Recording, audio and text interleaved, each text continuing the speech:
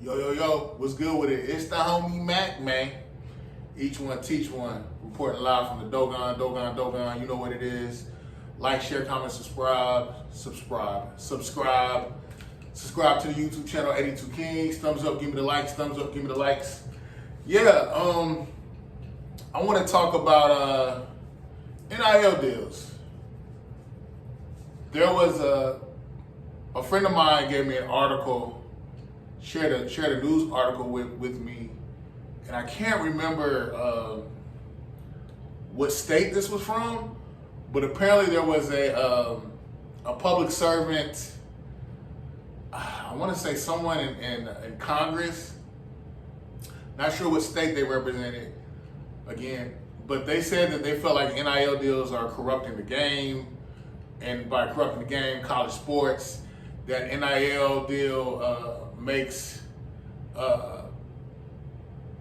essentially that NIL deals again corrupt the game, and it takes it to a point where there are no moral scruples anymore.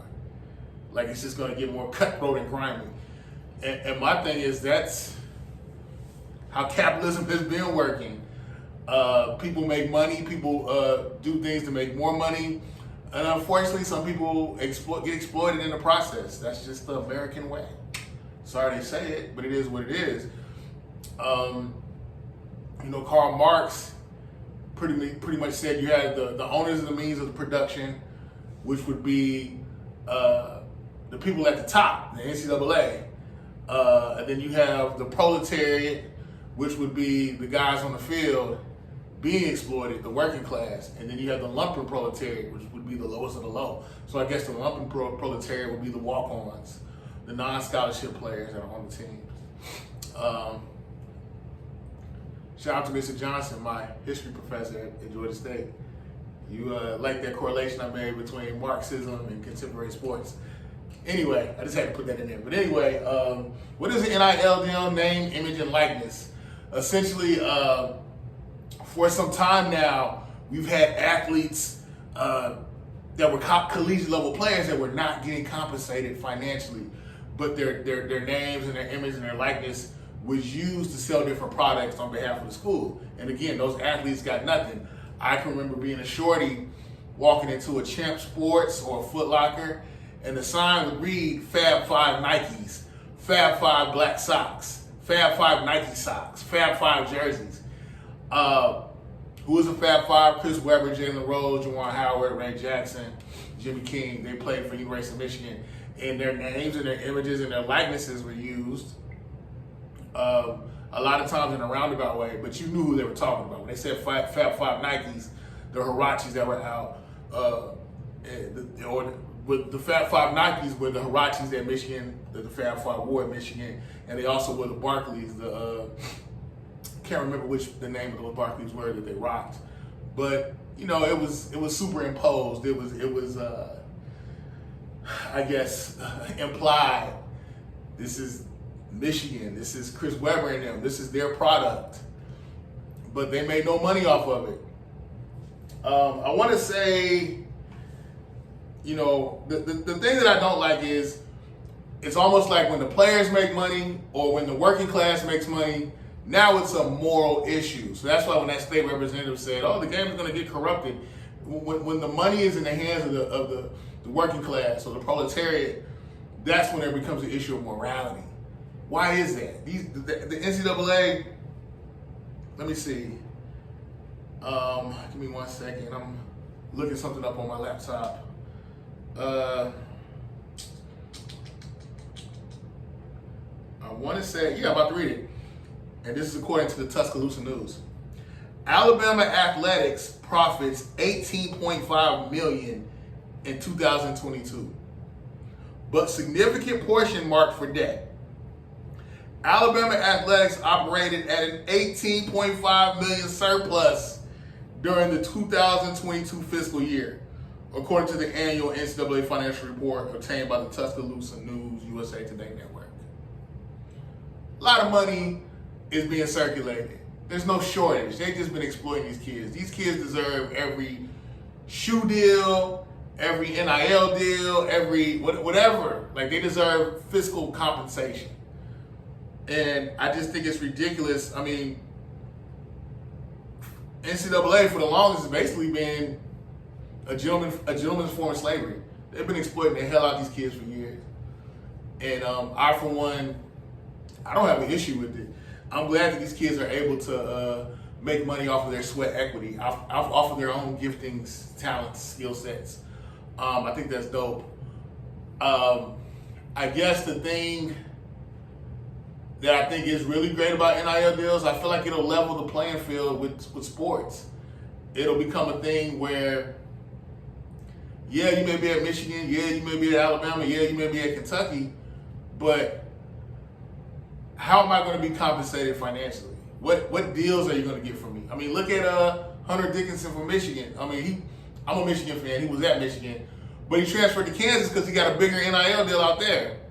And I get it. Some people will feel like, yeah, everybody's chasing the bag. It's all about money. So the sanctity, the magnanimous nature of brotherhood in sports is going to be corrupted. But the reality is, I think it makes things more level now. Between the transfer portal and NIL deals, the playing field, I think, is going to be, like, even in college football right now, there's no clearly dominant team. Like, it feels like, I mean, yeah, Michigan's undefeated, UGA is undefeated, but for the most part, the scales are balanced amongst Power Fives. Like, anything can happen from year to year. You can literally go from being 3-7 to the next year you're 10-3 and you're playing in the college football playoffs. So I like how it challenges the traditionalism of the powerhouses, the blue bloods. It challenges them. Again, I have no qualms, no issue with NIL deals. I like them. I'm glad that these kids are being compensated. NCAA been pimping since been pimping. I am interested to see NIL deals. Because you know, high school kids can get NIL deals too, so they can make money in high school. But I'm curious to see if getting that payout earlier will it somehow stymie a lot of kids' drive to be great. I got the bag now. I'm good here. You know, I'm wondering if it will stymie a lot of kids' growth and their will to be the greatest that they can be. But outside of that, we'll see what happens with this. It's a new day, bruh. It's a new day.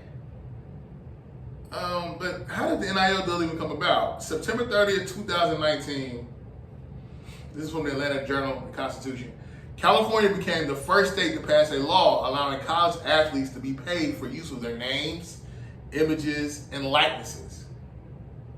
Governor Gavin Newsom calls the Fair Pay to Play Act, initially set to take effect in 2023, and later accelerated to September 2021, the beginning of a national movement. NCAA official calls it harmful, unconstitutional, and an existential threat to college sports. Whatever. It's a threat to college sports because these kids can now make money, but y'all been exploiting them for years. So yeah, miss me with all that. October 29, 2019, with more than 20 other states considering laws similar to California's, the NCAA's top governing body met in Atlanta and vaguely asked each NCAA division to create the new NIL rules.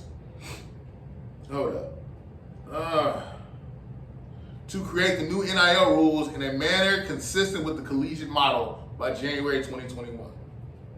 June 12, 2020, Florida passes a law granting NIL rights to college athletes with an effective date of July 1st, 2021. January 11, 2021, the NCAA backs off its commitment from the October 2019 meeting in Atlanta to enact new rules by January 2021. It attributes an indefinite delay to antitrust concerns raised by the U.S. Department of Justice. June 21st, 2021, the U.S. Supreme Court rules unanimously that the NCAA can't limit education-related benefits to athletes. Although the case Austin versus NCAA doesn't directly involve NIL or pay for play, the court's decision is seen as setting the stage for further legal challenges to rules limiting athlete compensation. Nowhere else in America can businesses get away with agreeing not to pay their workers a fair market rate on the theory that their product is defined by not paying their workers at a fair. Wait, hold up. Let me read that again. Nowhere else in America can businesses get away with agreeing not to pay their workers a fair market rate on the theory that their product is defined by not paying their workers a fair market rate. The NCAA is not above the law. I just wanted to give you guys a brief rundown, I guess, of how we got here.